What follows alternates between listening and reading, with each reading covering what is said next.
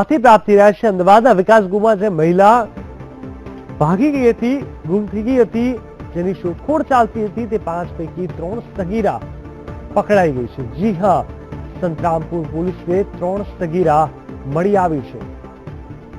Paldi police સગીરાને લેવા સંતરામપુર હાલ તો રવાના થઈ છે. આપણે કહી દઈએ, અમદાવાદ વિકાસગૃહમાંથી ફરાર જે સગીરા હતી 5, તેમાંથી 3 સગીરા, 5 પૈકી 3 સગીરાને પકડી લેવામાં આવી છે. આ સગીરાની વાત કરવામાં આવે તો સંતરામપુર પોલીસને 3 સગીરા મળી આવી અને પાલડી પોલીસ સગીરાને લેવા સંતરામપુર રવાના થઈ છે. બાકીની હજી 2 સગીરા ક્યાં છે તેની તપાસ થશે. ચોક્કસથી એ 3 સગીરા કદાચ જાણતી હોઈ પણ શકે છે કે બાકીની 2 સગીરા ક્યાં ગઈ છે. જોકે હાલ તો પોલીસે રાહતનો શ્વાસ લીધો છે કે 3 સગીરાને પકડી લેવામાં આવી છે.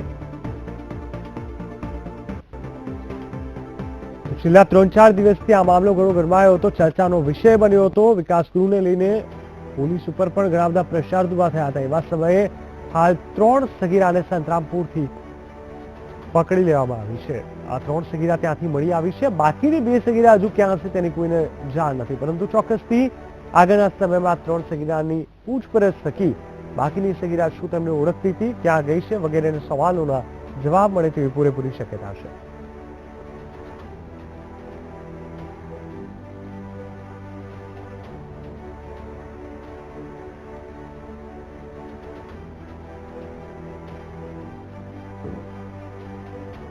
વિકાસગૃહમાંથી ફરાર 5 પૈકી 3 સગીરા આખરે મળી આવી છે. સંતરામપુર પોલીસે આ સગીરાને પકડી લીધી છે અને પાલડી પોલીસ તેમને લેવા માટે હાલ રવાના થઈ છે.